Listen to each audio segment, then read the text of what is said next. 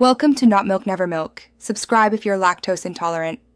You start by preparing the tracking environment and your hands. This is critical. Put on the headset, pair controllers if required, then switch to hand tracking mode.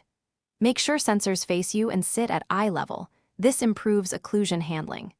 Once done, position your hands in front of the cameras at chest height for calibration.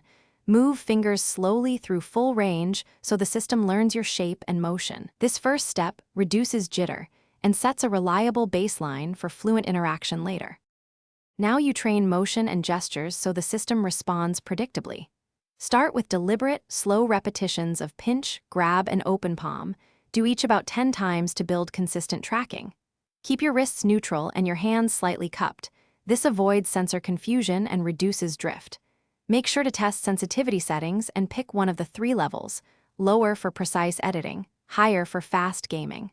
Once comfortable, practice transitions between gestures smoothly, because clean transitions prevent missed inputs during real tasks. Finish by applying what you train to real actions. Select, drag, drop, rotate. Use both hands for bimanual work so complex motions feel natural. If tracking falters, pause and recenter by facing the sensors. Perform a quick calibration wave with open palms to restore alignment. Make sure to lower reflective light or restart the tracking service when issues persist, and switch back to controllers if you need immediate reliability. Follow these final steps, and you'll be fluent with your hands in VR. Thanks for watching. If this was helpful, leave a like and consider subscribing. See you next time.